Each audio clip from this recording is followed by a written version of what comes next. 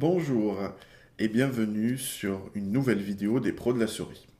Aujourd'hui, nous allons voir une nouvelle leçon et nous allons apprendre quelque chose de nouveau. Nous allons voir aujourd'hui le processeur. Donc on a fait, si vous vous rappelez bien, ou pour les gens qui n'ont pas encore vu, vous pouvez aller sur notre chaîne YouTube pour revoir les anciennes vidéos. Et dans une de nos anciennes vidéos, qui s'appelait Les composants de l'ordinateur, donc on parlait du fonctionnement d'un ordinateur quelconque et quelles sont les pièces maîtresses dans cet ordinateur.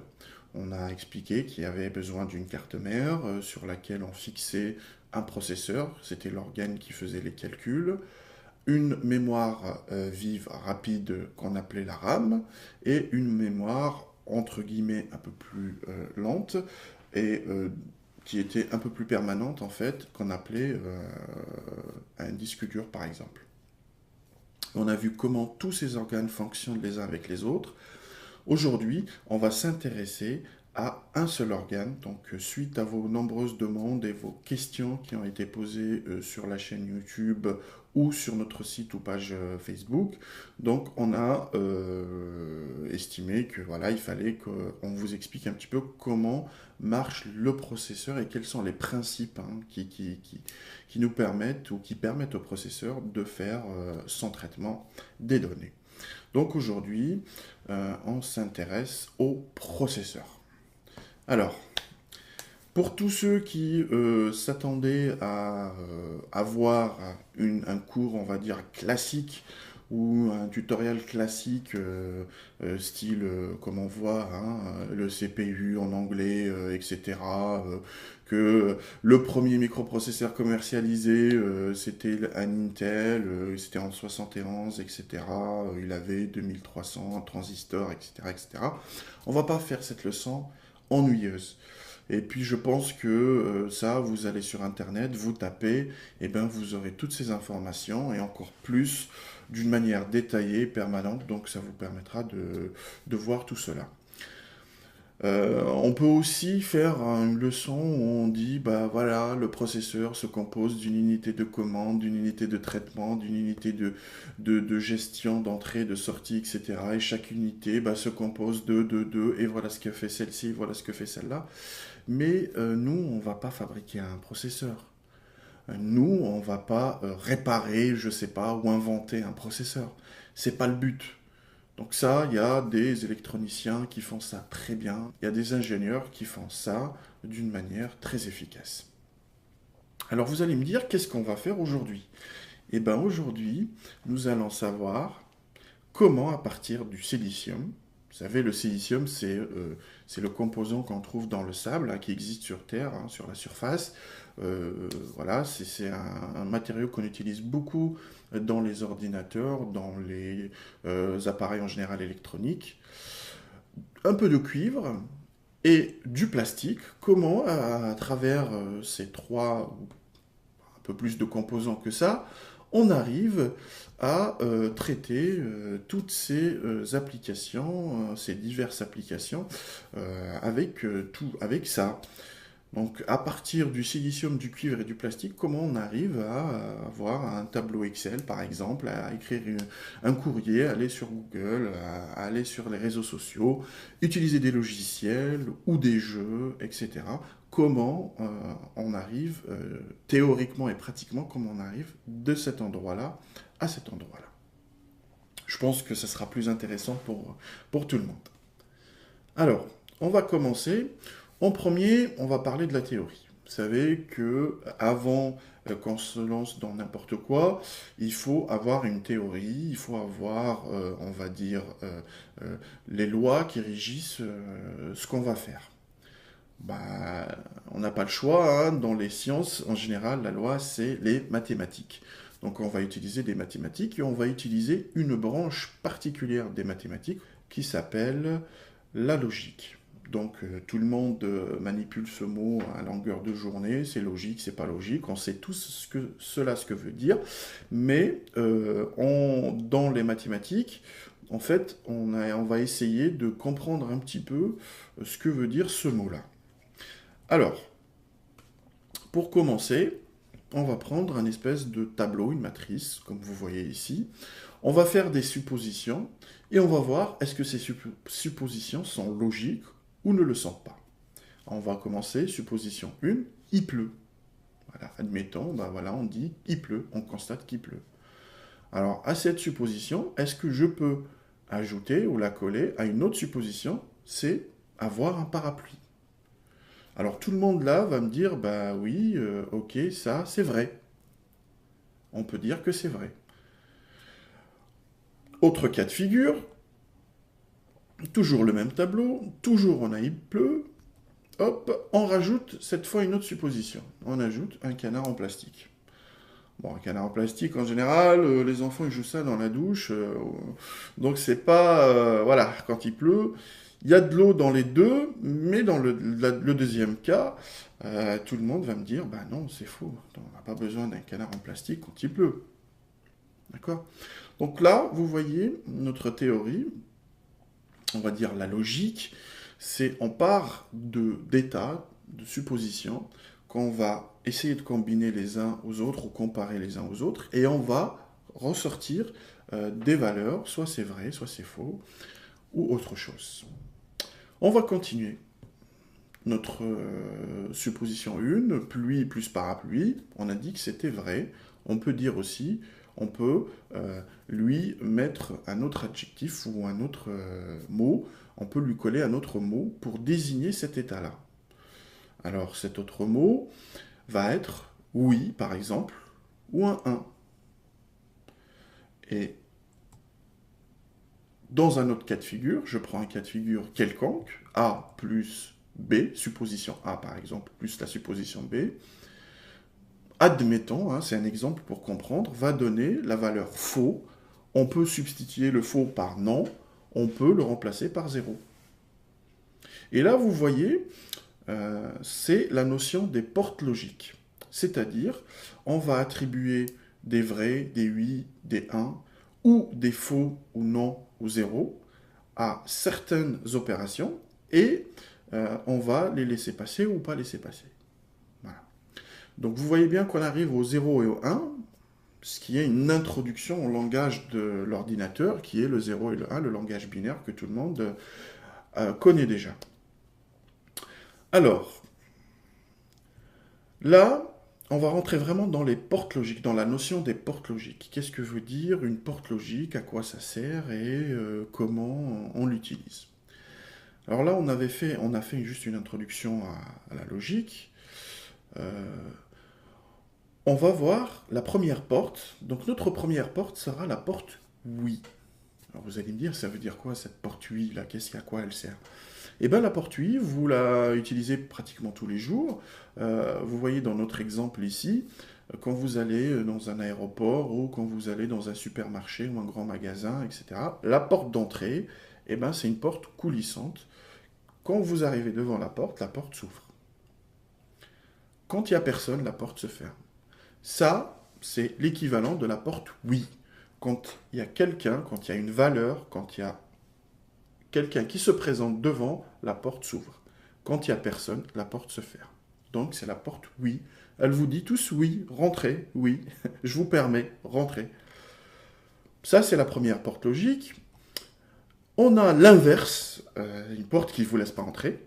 Dès que vous venez, elle se referme, c'est la porte non. Donc les automobilistes la connaissent très bien, cette porte-là. On a une troisième porte qu'on peut appeler la porte et.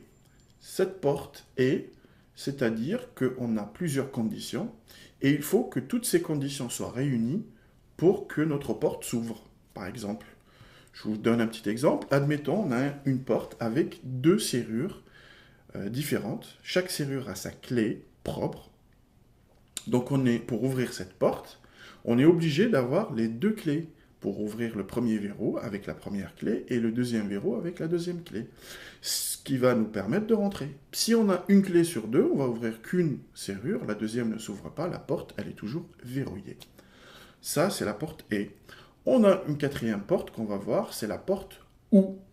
C'est-à-dire cette porte, on va aller sur un état ou un autre, et s'il y a au moins un des deux, la porte s'ouvre. ou s'il y a les deux, elle s'ouvre aussi. Bah, je vous donne un exemple, comme les clés de votre voiture et la télécommande. Donc vous pouvez ouvrir et fermer votre voiture avec votre clé ou avec la télécommande. Donc soit l'un, soit l'autre permet d'ouvrir la voiture. Voilà. Donc vous allez me dire, c'est quoi le rapport avec notre processeur, etc. On va y venir hein, petit à petit, et je vais vous expliquer. Là, on n'est que dans la théorie.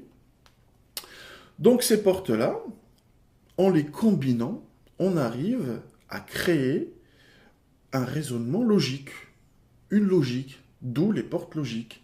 C'est-à-dire, admettons, on a un immeuble ou deux bureaux, et on veut que telle personne puisse accéder à telle salle, telle personne puisse accéder à telle salle, telle personne ne puisse pas rentrer, etc. En disposant ces différentes portes, eh ben, on peut aiguiller les gens.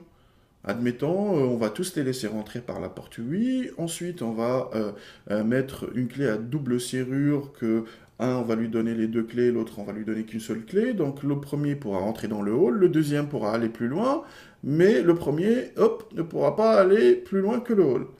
C'est un exemple hein, pour comprendre. Donc en combinant ces différentes portes, on arrive à créer une espèce de logique de traitement de certaines choses. Ça dépend de qu'est-ce qu'on veut traiter ou analyser ou acheminer. Vous voyez bien les feux rouges, par exemple. C'est des portes logiques qui permettent, ou les panneaux de signalisation du code de la route, permettent d'aiguiller les voitures, de ne pas les mettre toujours dans le bon sens, etc. Donc on peut dire que voilà, c'est des portes logiques qui nous permettent de gérer le flux des voitures. Alors, est-ce qu'il n'y a que seulement ces 4 portes? Non, il y en a encore d'autres qui sont un peu plus complexes. Nous, on va se contenter de ces 4-là, les plus simples. C'est juste pour comprendre. Hein. Les autres portes sont d'autres portes. On peut, par exemple, ce sont la combinaison de 2, 3, plusieurs, voire plusieurs de ces portes logiques-là. D'accord? Donc, en combinant plusieurs concepts, on arrive à avoir des portes logiques un peu plus évoluées. Bon, on va continuer. Donc, on garde nos portes, oui, non et ou. Et là, on va passer à l'application. Alors, l'application, la théorie, bon, on n'a besoin que de son cerveau, on va dire, ou quelques notions en mathématiques. Ça, on l'a découvert depuis longtemps, depuis l'Antiquité. Hein. Donc, voilà. Les mathématiques, tout ce qu'on utilise aujourd'hui, en général, ça a été inventé ou découvert ou théorisé depuis belle lurette. Alors, ensuite, les êtres humains ont petit à petit maîtrisé la technologie, ils ont commencé à travailler les métaux, etc., à être plus précis dans leurs schémas, dans leurs pièces, dans leur usinage, etc. Et ils sont arrivés à fabriquer ces portes logiques d'une manière premièrement, mécanique. Donc, mécanique, tout le monde sait ce que c'est, hein, quand on sait que c'est des pièces mécaniques qui marchent les uns avec les autres. Voilà. Et on va voir que, très tôt, hein, on a inventé, l'être humain a inventé une machine qui arrivait à calculer, entre autres, avec ce mécanisme en mécanique. Alors c'est la Pascaline, 1640 et quelques, donc la Pascaline qui a été inventée par Pascal Blaise. Donc cette Pascaline, qu'est-ce qu'elle fait? C'est une grosse boîte qui permet de faire des opérations, c'est une calculatrice, hein, c'est l'ancêtre de la calculatrice, qui permet de faire des opérations d'addition, de soustraction, et quelques petites opérations de multiplication ou division. Bon, on va essayer de voir un peu comment ça fonctionne. Donc, j'ai pris les schémas pour un peu vous montrer ce qu'il y a à l'intérieur. Donc, on voit bien qu'à l'intérieur, c'est un engrenage, c'est des mécanismes, c'est des roulements, c'est des cylindres, etc., qui tournent, qui sont emboîtés les uns dans les autres. Et en manipulant les uns et les autres, on arrive à faire nos opérations. Alors, la porte logique, elle est où? Eh bien, ils sont là, portes logiques. Donc vous voyez bien, donc tous ces engrenages, par exemple, on veut avoir un résultat, on va dire que si on tourne ce cylindre d'un demi-tour, celui-là va tourner d'un quart de tour, celui-là va se bloquer, celui-là va avancer d'un cran, etc. Et en combinant ces différents éléments, vous voyez ici les roues avec les systèmes d'arrêt, voilà, quand ça tourne, ça bloque jusqu'à ce que ça revienne, etc. Vous voyez ici un système aussi qui permet de passer d'une roue à l'autre les actions mécaniques. Et ici, on voit tout le système d'une manière un peu plus complexe. Ici sont les chiffres. Et quand on tourne ici sur une valeur ou une autre, ça tourne l'autre engrenage et ça actionne ce mécanisme. Donc là, on crée nos portes, la porte oui, la porte non, par exemple, la porte et, la porte ou, on les crée d'une manière mécanique. Voilà. Donc juste pour mettre le point sur l'évolution, en fait, de cette science. Alors, on a fait mécanique, hop, à peu près, on va dire 250 ans après, on a commencé à maîtriser l'électricité. On a commencé à maîtriser l'électricité. On utilise de plus en plus d'outils électriques. Et là, on a commencé, hein, on ne l'utilise plus maintenant, voire dans quelques domaines, je vais y venir. On utilise, comme porte logique, on utilise les tubes à vide, ou ce qu'on appelle les lampes. Donc tous ceux les plus vieux d'entre nous connaissent ça, on l'a vu dans les vieilles télé, vieux transistors, etc., les vieux postes. Donc on a vu ces pièces-là, ou aujourd'hui je crois qu'on l'utilise toujours pour certains amplis, parce qu'on a le son qui est un peu plus chaud en utilisant ces tubes à vide, ou ces lampes. Alors ces tubes à vide ou ces lampes, donc, avaient un avantage par rapport au système mécanique, c'est qu'elles étaient un peu plus petites et qu'elles étaient, qu'elles avaient une plus grande capacité à faire notre raisonnement ou nos portes.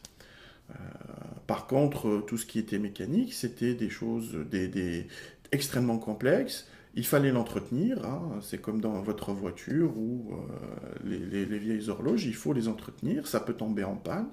Et puis, le problème majeur des engrenages mécaniques ou des portes logiques mécaniques, c'est que si on veut faire un changement, eh ben, on est obligé de changer complètement la machine ou le mécanisme à l'intérieur. Voilà. Donc un manque d'adaptabilité qui est un peu handicapant. Dans ces tubes à vide, donc on a gagné quelques points, on va dire, mais ils ont toujours un inconvénient, c'est que ces tubes sont relativement grands. Voilà, vous voyez, à différentes tailles. Ils ont une durée de vie, donc ils grillent au bout de quelques temps, donc il faut les changer. Et aussi, ils consomment beaucoup d'électricité. Bon. Je vais vous expliquer un peu le principe rapidement d'un tube à vide. Il y en a plusieurs sortes, hein. Il y en a des tas et tas. Là, je vais juste vous montrer le principe de base pour qu'on puisse comprendre, pour qu'il n'y ait pas de zone d'ombre. Alors, comment travaille ce tube à vide? Comment on arrive à faire une porte logique avec ce tube à vide? Alors, premièrement, il est constitué, on va dire, de deux bornes. Tout le monde, de tous ceux qui ont fait des petites expériences électriques. Donc, on part de deux bornes, la cathode et l'anode, qu'on branche sur un circuit électrique. Voilà. Donc, hop. Alors, pour éviter que ces deux bornes, on va dire, se touchent ou soient en contact avec de l'air ou autre chose, on les met dans un tube et on enlève l'air. D'où la notion de tube à vide ou lampe. Alors, on lance l'énergie, on branche sur une batterie, donc le positif, avec l'anode, le négatif avec la cathode, et on regarde ce qui se passe. Eh bien, il ne se passe rien. Pourquoi il ne se passe rien? Parce que vous voyez ici, il y a une distance entre ces deux bornes et l'électricité ne peut pas être conduite. Donc l'électricité, vous savez tous que c'est un flux d'électrons. Les électrons, c'est des particules élémentaires qui voyagent dans nos matériaux. Et quand ces particules, les électrons, voyagent, c'est le flux électrique. Quand ils ne voyagent pas, ils ne peuvent pas passer, ben là, on n'a pas d'électricité qui traverse. Comment résoudre ce problème? Eh ben, on peut le résoudre d'une manière simple, donc en introduisant un filament avec une source d'énergie, bien sûr. Ce filament va chauffer, va dégager de l'énergie, de la chaleur. Et en dégageant de l'énergie, de la chaleur, la cathode, ici, vous voyez bien, va être chauffée. Et en chauffant cette cathode, vous savez que quand on chauffe la matière, les composants de cette matière, on leur donne de l'énergie. Donc ils se mettent à bouger un peu plus. Et plus on leur met de l'énergie, plus ils vont pouvoir s'échapper et bouger plus. Donc qu'est-ce qui va se passer en chauffant notre système? Eh bien, on va avoir des électrons qui vont apparaître sur notre cathode, qui vont être expulsés vers l'anode. Et donc, ce flux d'électrons, vous voyez bien, hop, qui voyage, voilà, tellement on a chauffé, donc les électrons sont excités, donc ils peuvent passer, ils passent de l'autre côté, et là, on a un courant électrique qui passe. Voilà, donc vous voyez bien, il y a un courant qui passe si on chauffe avec le filament. Alors maintenant, hop, j'enlève ma source, je fais l'inverse. Je vais passer ici, regardez, j'ai mis le plus avec le moins, et le moins avec le plus. Qu'est-ce qui va se passer ici? Eh bien, est-ce que le courant passe? Eh bien, le courant ne passe pas. Pourquoi le courant ne passe pas? Parce que les électrons, ici, ben, ils partent de ce côté-là, donc ils ne peuvent pas aller dans ce sens-là, et là, on a une porte fermée. Donc, regardez, on a une porte logique qui permet à l'électricité de circuler dans un sens, c'est la porte oui, et quand on change de sens, eh ben, ça ne permet pas la circulation de l'électricité, donc on a la porte logique non. Et regardez, avec quelques principes simples, on a créé une porte logique, deux portes logiques même. C'est le principe de la diode. C'est le principe de la diode qui nous permet de faire cela. Alors, comme on a dit, il y a beaucoup d'inconvénients à ces tubes à vide, donc on va voir, les scientifiques ont réussi à trouver autre chose, plus pratique. Cette autre chose, c'est les semi-conducteurs. Là, je vous demande de vous concentrer un petit peu. On va rentrer dans le vif du sujet, parce que toute la technologie aujourd'hui repose sur les semi-conducteurs. Il n'y en a pas un, il n'y en a pas deux, il y en a plusieurs. Aujourd'hui, on utilise majoritairement le silicium, voilà, ce qui se trouve dans le sable, par exemple, on utilise ça, mais on peut utiliser d'autres semi-conducteurs. Par exemple, on mise beaucoup sur le diamant, qu'il soit naturel ou fabriqué artificiellement, on mise beaucoup sur le diamant, vous savez, c'est du carbone assemblé, donc on mise beaucoup sur ce semi-conducteur, peut-être il sera le semi-conducteur de l'avenir. Bon. Nous, on va rester dans le silicium, et tout ce qu'on va faire dorénavant, là, ça sera en relation avec le silicium. Alors, semi-conducteur. Quand vous voyez du cuivre, hein, le cuivre, c'est ce qu'il y a dans les câbles électriques, par exemple, chez vous, ou n'importe où, hein.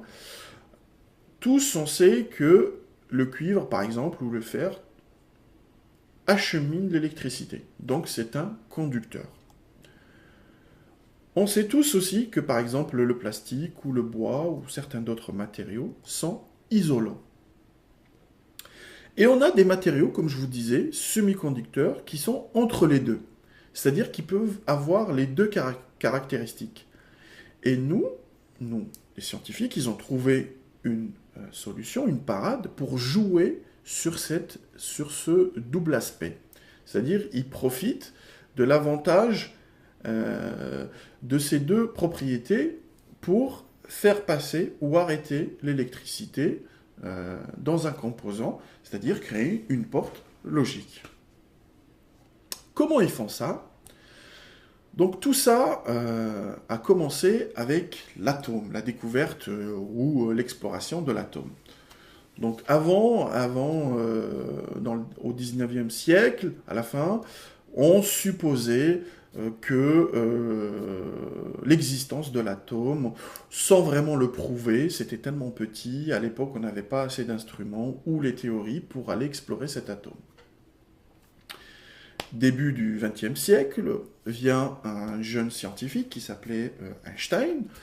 Et ben Einstein, qu'est-ce qu'il fait vers 1905, je crois, il publie une série d'articles, et dans cette série d'articles, ben, qu'est-ce qu'il nous dit? Ben, il nous explique un peu la lumière, pour rien que ça. Voilà, il nous dit que la lumière voilà, se compose par des petits paquets d'énergie quantifiés, qu'on va appeler photons, et qui peuvent être des corpuscules, c'est-à-dire comme des petites billes, ou qui peuvent être des ondes. Waouh. Euh, Ensuite, dans la foulée, il nous explique que, il nous prouve, entre guillemets, l'existence de l'atome grâce à ce qu'on appelle le mouvement brownien. Donc je vous invite à aller sur Internet, taper ça pour voir. C'est, par exemple, quand on met le pollen, vous savez, le pollen des fleurs et des arbres, quand on le met dans de l'eau, on voit qu'il réagit d'une certaine manière, donc qui prouve que l'existence des atomes. Bon, je ne vais pas rentrer dans ce sujet, juste pour vous expliquer ça. Et toutes ces découvertes ont ouvert la route à une série de pionniers, Planck, Niels Bohr, Heisenberg, etc. C'est des scientifiques, des physiciens. Ça leur a ouvert une nouvelle branche de la physique qu'on va appeler la physique quantique ou la mécanique quantique. Et cette branche nous a permis d'explorer, de faire l'autopsie quelque part de l'atome, de comprendre quelles sont les forces qui gèrent cet atome, de quoi il est composé, et de créer une nouvelle technologie par rapport à cette nouvelle branche. Si vous êtes intéressé par la mécanique quantique, la physique quantique, on pourra faire une vidéo si ça vous intéresse. Donc laissez-moi des commentaires, on fera une vidéo sur ça. C'est un monde extrêmement fascinant, c'est quelque chose d'extraordinaire qu'on ne comprend pas encore bien. Hein, et quand je dis on, ça veut dire tout le monde, tous les êtres humains, on arrive à l'utiliser un petit peu sans vraiment comprendre ces notions de base. Mais on l'utilise quand même. C'est quelque chose d'extraordinaire et de merveilleux. Voilà, si vous êtes intéressé, donc vous me laissez des commentaires et on essaiera de faire une petite vidéo là-dessus. Revenons à notre atome. Donc, on a appris que notre atome, voilà, il était composé d'un noyau. Ce noyau est composé de protons et de neutrons. Les protons, ils ont une charge électrique positive. Les neutrons, ils sont neutres. Ils n'ont pas de charge électrique. Alors, il y a plusieurs types d'atomes. Hein. Le plus léger et le plus facile à comprendre, c'est l'atome d'hydrogène qui se compose d'un seul proton et d'un électron qui orbite autour. Mais on peut après monter sur d'autres atomes qui sont beaucoup plus lourds et beaucoup plus denses. Bon, là, j'ai fait juste un exemple, j'ai donné un exemple quelconque, juste pour comprendre un peu ce qui va suivre. Alors là, on a le noyau. Autour de ce noyau, on a des électrons. Ces électrons, qu'est-ce qu'ils font? Ben, ils orbitent autour de ce noyau. Mais pas d'une manière quelconque ou hasardeuse, quoique, d'une certaine manière, ils obéissent à certaines règles. On va voir lesquelles. Donc, ces électrons, ils ont des orbites, on appelle des couches. Voilà, ils ne peuvent pas être entre deux couches. Et chaque couche peut contenir un nombre limité d'électrons. Voilà la première couche, par exemple, la jaune, là, elle contient 2. La bleue qui suit, par exemple, elle en contient 6. La dernière, là, qui est toute... elle en contient, là, dans notre exemple, elle contient 4. Et alors, pourquoi je vous ai fait ce schéma? Ce schéma, il est faux. Hein. Selon la mécanique quantique, il est faux. Donc l'atome, on ne peut pas le représenter. Mais bon, nous, c'est juste pour comprendre un principe, c'est le principe des couches et le principe de que chaque électron ne peut pas occuper n'importe quelle orbite. Voilà, il y a des énergies permises et d'autres qui ne sont pas permises. Alors on voit dans notre cas ici, on va voir, je vais vous expliquer ce que c'est que la bande de valence et la bande de conduction. Alors la bande de valence, on va prendre notre atome, là c'est juste un exemple. Donc la dernière couche, on va l'appeler la couche de conduction. C'est la couche celle-ci, qui va permettre à l'électricité d'être conduite. C'est-à-dire, on peut s'échanger des électrons sur cette couche entre atomes et atomes voisins. Il y a aussi la couche qui est juste en dessous, c'est la couche de valence. Elle peut fournir des électrons qui vont monter ici dans la couche de conduction pour après être acheminés ou revenir. Donc il y a deux couches, couche de valence et couche de conduction. Je vais vous expliquer ça bien en détail. Donc pour l'instant, suivez et concentrez-vous. Donc voilà, là on a en bleu notre électron qui a une charge négative. On a en noir là le proton et on a en blanc cassé, en gris, les neutrons.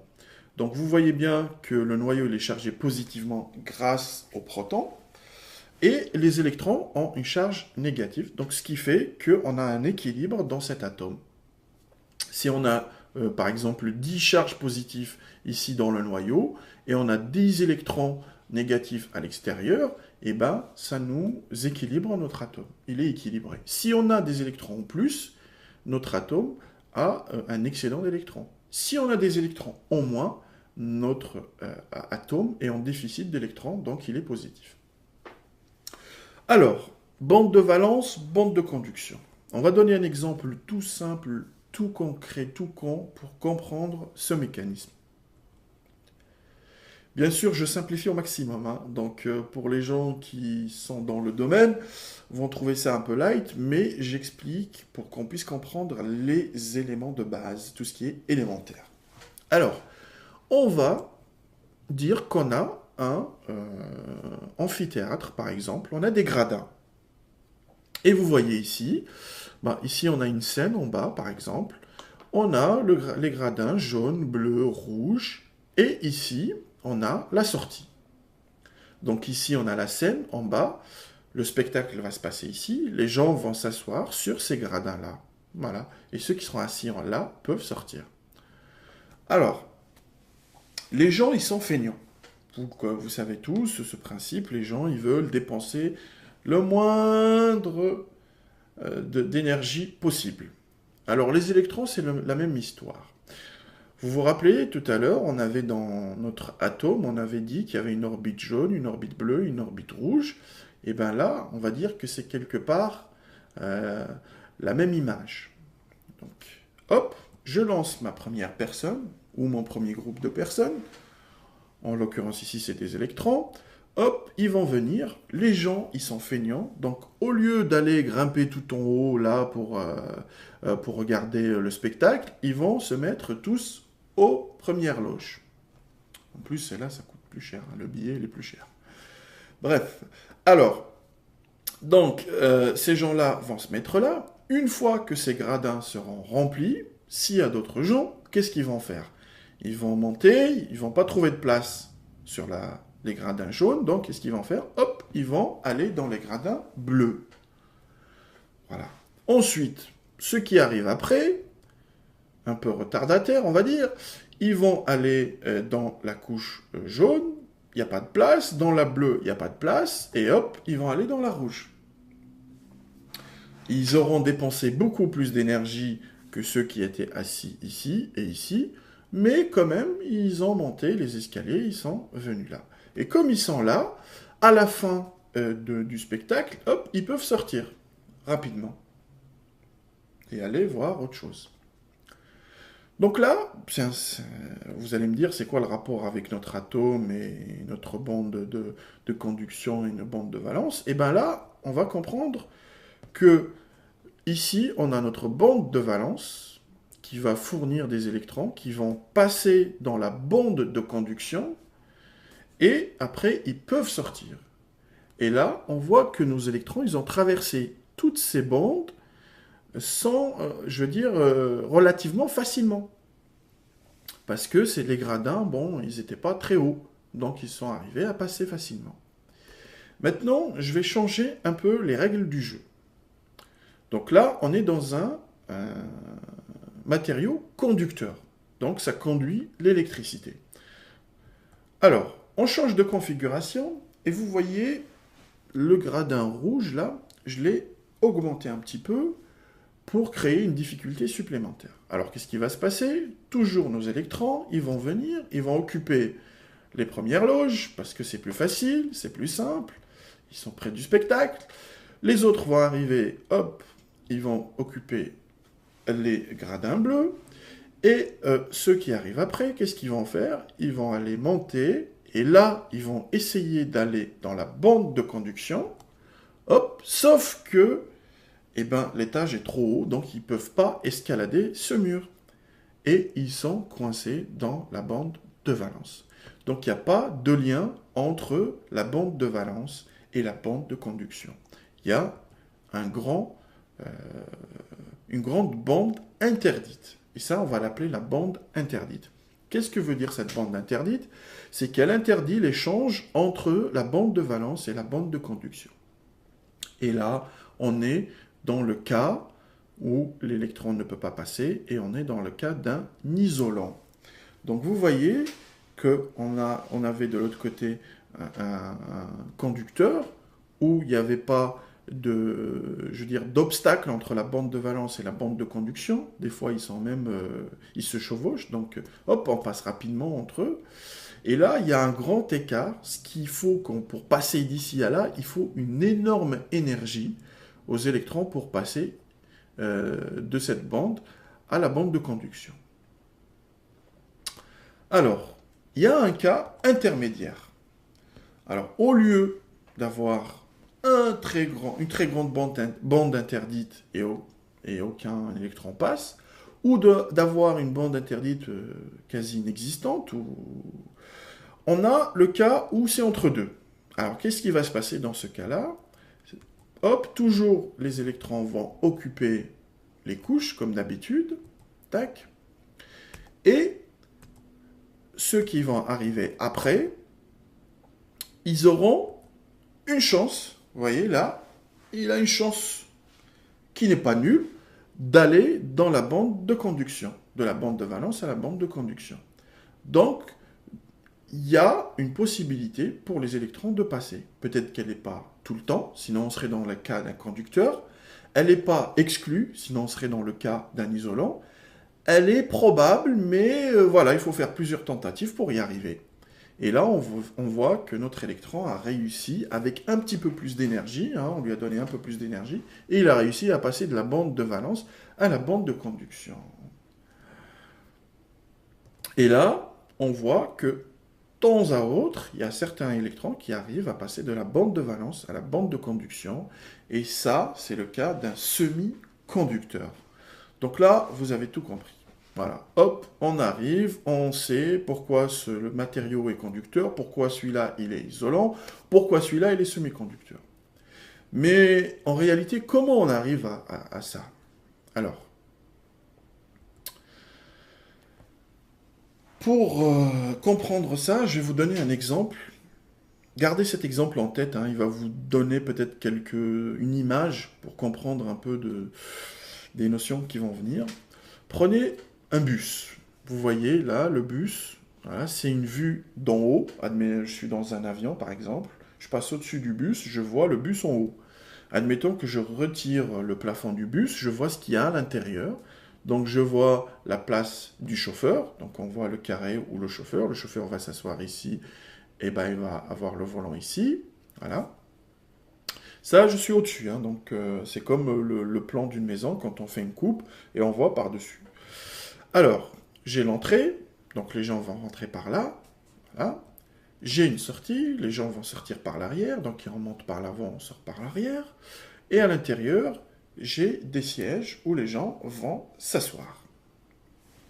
Les gens qui prennent le bus, vont être à l'aise. Alors, dans notre bus, je vous ai dit tout à l'heure, les gens ils sont super feignants, surtout les jeunes. Donc quand ils montent dans le bus, ils vont tous squatter les places. Parce qu'on cherche à dépenser le minimum d'énergie possible. Bon, les électrons, c'est pareil, c'est kiff-kiff. Donc ils montent, ils vont tous s'asseoir, Et ils vont remplir toutes les bandes, on va dire, comme tout à l'heure, hein, on a vu qu'il y avait plusieurs bandes, ils vont remplir toutes ces bandes-là. Après, qu'est-ce qui va se passer? Les gens qui vont monter, eh ben, ils vont se mettre dans l'allée centrale. On va dire, voilà, ils vont occuper un autre espace dans ce bus-là. Admettons maintenant qu'on a un voyageur qui est ici, et qui veut aller, en jaune, hein, vous le voyez à l'écran, et qui veut aller jusqu'ici. Qu'est-ce qu'il va faire? Il va demander aux gens de s'écarter un petit peu. Excusez-moi monsieur, excusez-moi madame, excusez-moi monsieur, tac, tac, tac, et il va passer jusque derrière. Qu'est-ce qu'il leur a fait? Il leur a demandé de lui créer un petit espace pour qu'il passe dans cet petit espace, un petit trou. Voilà, les gens vont s'écarter un petit peu, ça va créer un petit trou, lui il va s'engouffrer dans ce trou-là, etc. Après ensuite dans un autre trou, etc., etc. Et là, s'il s'engouffre dans un premier trou, deuxième, troisième, etc., eh ben on voit qu'il arrive à se balader dans ce bus et aller de l'avant à l'arrière. Si le bus était plein à craquer, ben, il va dire, excusez-moi, je veux passer, on va lui dire, bah écoutez, on est bloqué, on peut même pas bouger. Voilà. Là, dans ce cas-là, on a quelques trous qui ont permis à cette personne de circuler dans ce bus-là. Gardez cet exemple. Hein. Alors, on a dit qu'on parlait du silicium, on revient à notre silicium. Là, on a un atome de silicium. Et là, j'ai pris que la couche externe. Hein. J'ai pris au milieu, on va dire que c'est l'atome, hein, sans signe chimique, c'est silicium, Si. Et là, c'est la couche externe, c'est la couche de conduction. C'est la dernière couche du silicium. Alors, ce silicium, il est tout seul. Avec un procédé, on va dire, chimique, technologique, on va essayer de créer un cristal, de mettre plusieurs atomes de silicium collés les uns aux autres, d'une manière uniforme. C'est ce qu'on appelle un cristal. Tac. Et ces éléments s'emboîtent très bien. Voilà, ici, chacun a un électron ici, que ce soit cet atome-là ou cet atome-là. Donc, les deux, hop, ils sont ici, et ils s'attachent entre eux, vous voyez, tac, tac, tac, tac, et ils nous forment notre cristal. Alors, ça, c'est un cristal de silicium pur. Là, c'est le cas du bus plein. Il n'y a pas de place, il n'y a pas de trou, il n'y a pas de personne, il n'y a rien, tout le monde est assis, on ne peut plus bouger, ni excusez-moi, ni rien. Le bus est plein. Alors, comment on va faire pour libérer un peu de place ou pour prendre une personne et la faire acheminer? Alors, on va faire ce qu'on appelle un dopage.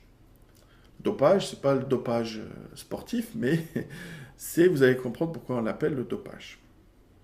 On va enlever un atome de silicium qu'on va remplacer par un atome de phosphore. Alors, un atome de phosphore, tout le monde sait ce que c'est que le phosphore. Donc, on prend cet atome. La particularité du phosphore, au lieu d'avoir 4 électrons dans sa couche superficielle, là, la dernière, il en a 5.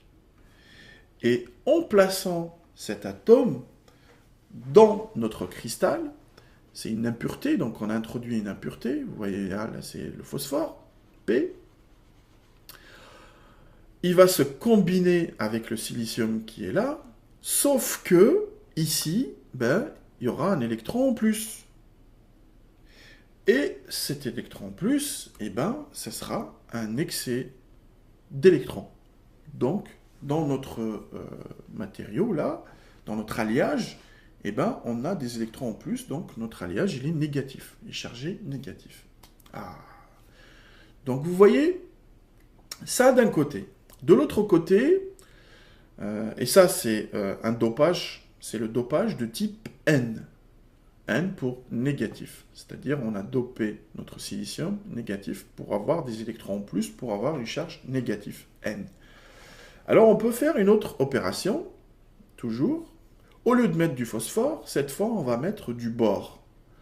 Le bore, c'est un élément chimique, bien sûr, qui existe sur Terre, qu'on utilise dans certains domaines. Et là, on va, pareil, on va dans cet alliage, hop, insérer le bord. Là, le bord, le problème avec le bord, c'est qu'il n'a que 3 électrons au lieu de 4 dans sa couche superficielle. Donc quand on l'insère, il s'attache avec les autres, mais il lui manque un électron ici. Et qu'est-ce qu'on a créé? On a créé un trou. L'espace, rappelez-vous, dans le bus, l'espace, quand on dit aux gens, excusez-nous, il nous faut un petit espace, eh ben, c'est le trou. C'est la charge positive. Puisque pourquoi elle est positive? Parce qu'il manque un électron. Si j'avais un électron là, eh ben, ça serait neutre. J'enlève un électron négatif, donc je suis en positif. Alors, là, j'ai un déficit d'électrons. Je suis positif. Et là, on a fait un dopage de type P comme positif. Donc vous voyez, ces alliages, on peut doper le silicium pour qu'il soit négatif ou positif pour lui donner une charge plus ou moins, en ajoutant des impuretés dans ce cristal de silicium. Voilà, donc ici, en bleu, on a les électrons, le silicium, le symbole du silicium, le symbole du phosphore et le symbole du bore. On va continuer et on va parler des jonctions PN. Alors, on a dit d'un côté, on a pris du silicium qu'on a dopé positivement, P, donc on a un déficit d'électrons. Et de l'autre côté, on a un cristal de silicium qu'on a dopé négatif, N, avec des électrons en plus. Et là, vous voyez qu'on a d'un côté des trous en plus, et de l'autre côté des électrons en plus. Si on juxtapose les deux, ils se touchent, on va dire, les deux bords, le positif avec le négatif, sur la zone frontalière où ils vont se toucher, il va se passer quelque chose. Qu'est-ce qui va se passer? C'est comme s'il y avait des gens qui étaient debout dans un bus, et il y a 3-4 chaises ou 3-4 sièges qui se libèrent. Qu'est-ce qu'ils vont faire? Automatiquement, ils vont s'asseoir. Eh bien, c'est ce qui se passe ici. Automatiquement, les électrons vont aller occuper les trous. Tous les électrons de cette zone frontalière vont occuper les trous de cette zone frontalière et ça va créer un tampon, une zone neutre. Ce qui va empêcher les électrons qui sont ici d'aller jusque-là. Voilà, vous voyez bien que là, hop, on ne peut pas passer. Parce qu'au milieu, les électrons et les trous se sont recombinés. Alors maintenant, c'est une jonction PN. On a mis un cristal dopé P et un autre N, côte à côte. Il y a une zone qui s'est formée au milieu, neutre, mais les deux bouts, ils ont toujours leur charge électrique. Je prends tout ça, je le relie à une batterie. Une batterie, elle a un côté plus et un côté moins. Le côté plus, vous avez compris, c'est des trous. Le côté moins, vous avez compris aussi, c'est des électrons en plus. Donc ce qu'on va faire, on va connecter ces deux bords. Ici, le bord des trous, on va l'alimenter encore plus de trous. Ici, le bord des électrons, on va encore l'alimenter en électrons. Alors qu'est-ce qui va se passer? Imaginez, vous avez une foule ici, et vous mettez des gens dans une salle, allez, et il y a une espèce de vide là, et de l'autre côté, il y a des sièges. Plus vous mettez les gens, ben vous créez une offre, une demande il y a une demande ici qui est grande, et ici il y a une offre qui est grande, donc vous créez une force, hop, qui va permettre il va y avoir quelques-uns de ces électrons qui vont, hop, passer pour occuper ces trous, etc.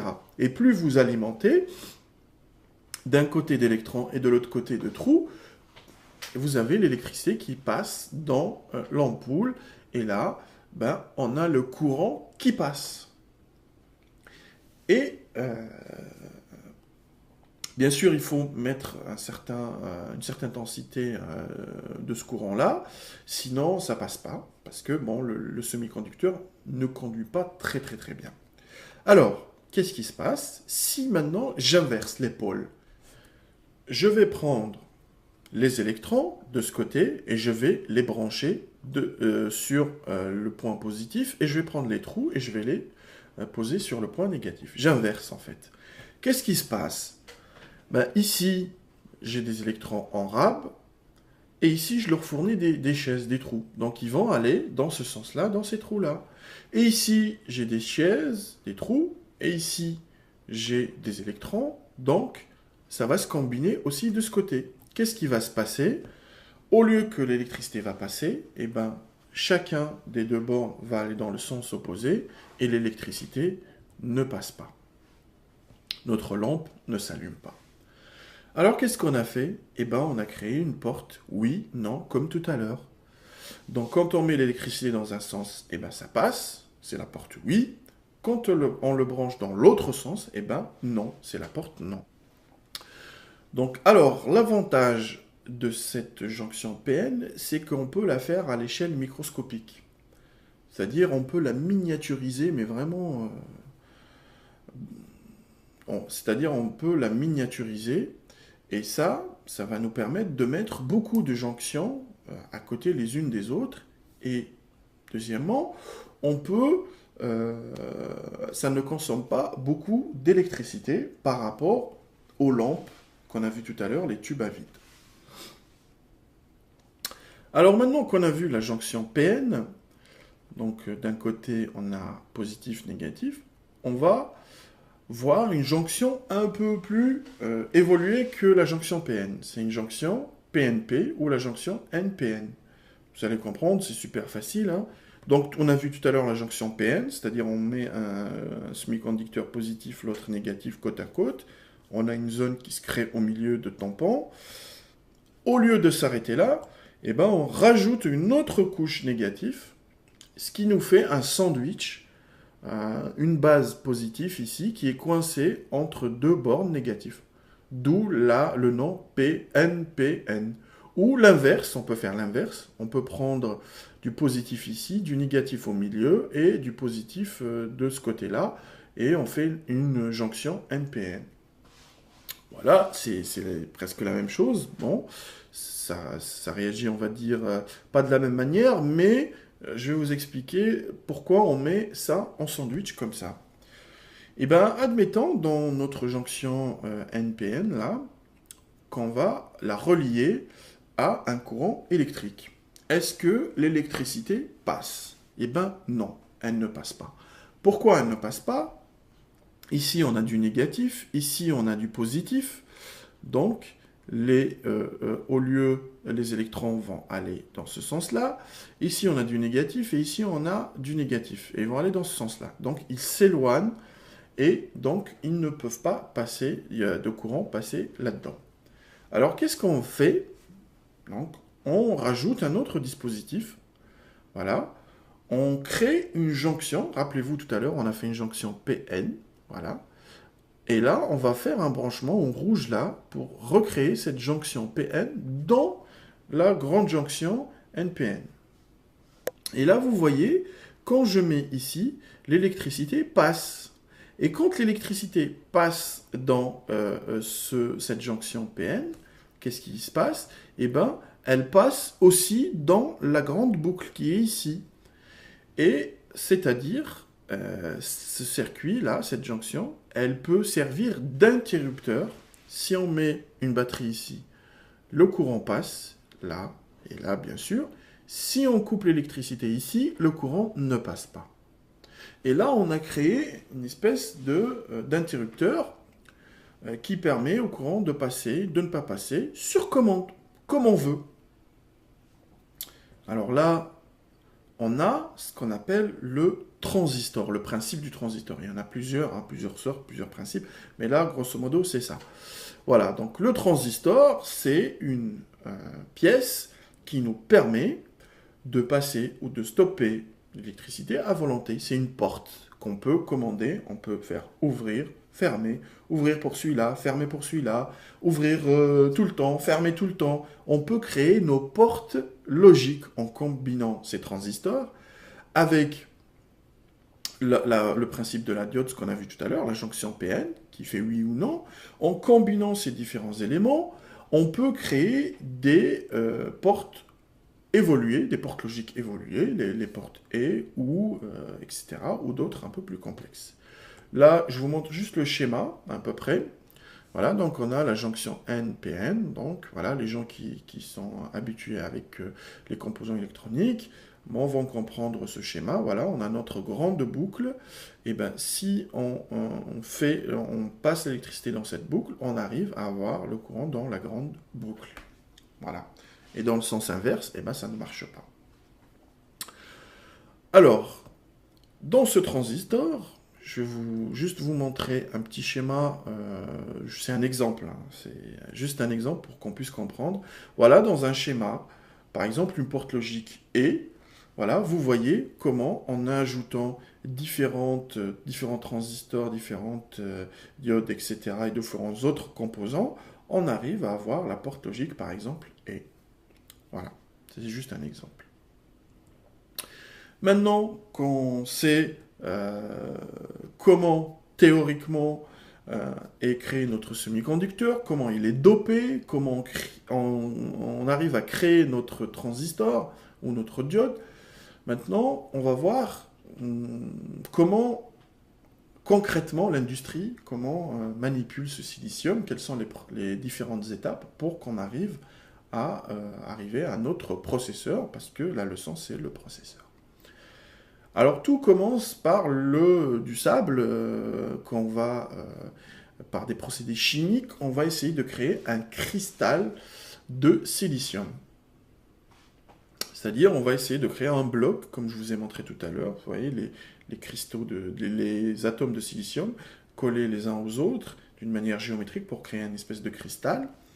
Donc on crée ce qu'on appelle un tube comme ça, un monolithe là, et ce tube-là, il est en silicium. Ce qu'on va faire à ce tube-là, on va le couper, on va le trancher en fines lamelles, les wafers, ce qu'on appelle les wafers. Celles-ci, on va les polir, on va leur passer un produit par-dessus. Ce produit, il est photosensible. Ensuite, on projette le plan d'un circuit intégré sur cette surface. Bien sûr, ce plan, il y a une loupe, au lieu qu'elle agrandisse, elle va rapetisser notre plan, elle va le mettre à l'échelle microscopique, ce qui va nous permettre de caser plusieurs composants dans un petit espace. Alors, là, on voit bien, par exemple, la zone qui a été bombardée, donc là, c'est un agrandissement de ce qui se passe ici. Donc, on voit bien, la zone qui a été bombardée par la lumière va réagir chimiquement d'une manière différente que celle qui n'a pas été bombardée, ce qui nous permet de creuser des sillons, de rajouter par des procédés chimiques des couches, ce qu'on a vu tout à l'heure, pour fabriquer notre transistor. Il faut qu'on mette des couches qui sont dopées positives, d'autres négatives. Il faut qu'on mette des bouts de cuivre pour conduire l'électricité. Il faut que ces composants soient reliés les uns avec les autres d'une manière, on va dire, intelligente. Et là, on voit bien, voilà, par exemple, ça c'est le cuivre, donc on met la couche de cuivre, on va la décaper, il va rester que les 3 bornes, voilà, vous voyez, là, des deux côtés, on a les bornes négatives, là on a la base, ou la borne positive par exemple, de notre transistor, et en répétant cette opération, eh ben, on obtient un schéma comme celui-ci. Voilà, vous voyez les différents composants qui se touchent d'un côté, qui s'isolent de l'autre, voilà, pour éviter les courts-circuits. Hein. Donc c'est pour ça que quand on ne peut pas réparer un circuit intégré, s'il est cassé, il est cassé, quoi.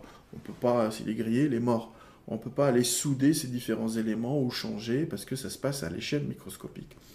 Donc vous voyez bien, voilà, là, cette borne, elle est connectée avec celle-ci, elle va jusque là, etc., etc. Et en faisant cette opération plusieurs fois, donc on arrive à avoir ce résultat. Ensuite, il y a un petit robot qui va découper ces petits carrés dans ce wafer-là de silicium. Et voilà, là, vous avez un agrandissement, donc vous voyez bien, on voit bien les différents composants qui sont à l'intérieur. Et à la fin, on prend ce circuit intégré qu'on va mettre en sandwich entre deux couches. On va mettre entre une couche de céramique en bas qui va résister à la chaleur, avec quelques composants et les pennes pour le coller. Et par-dessus, on va mettre une plaque métallique qui va servir à dissiper cette chaleur vers le ventilateur ou le système de refroidissement. Alors là, vous voyez, bon là, c'est juste quelques images pour vous illustrer le procédé de fabrication. Donc, je pense que maintenant, le processeur n'a aucun secret pour vous. Vous savez comment on part d'un semi-conducteur pour arriver à un microprocesseur. Vous savez qu'est-ce qu'une jonction PN, vous savez qu'est-ce qu'un dopage type P, type N, vous savez qu'est-ce qu'un transistor, vous savez qu'est-ce qu'une diode, et vous savez ce que c'est que les portes logiques. Donc vous avez toutes les cartes en main pour comprendre ces composants magiques. C'est quasiment un miracle hein, de partir de quelques grains de sable et quelques composants et arriver à quelque chose qui fait un traitement et qui me permet par exemple, entre autres, de vous parler, de vous diffuser cette vidéo. Donc voilà, on est arrivé à la fin de cette vidéo. Le processeur, j'espère qu'elle vous a plu. Et je tiens à vous remercier tous pour tous les encouragements, pour tous les commentaires que vous avez laissés, que ce soit sur la page Facebook ou sur notre chaîne YouTube ou sur le site internet pro-souris.fr. Merci et bonne continuation et à bientôt.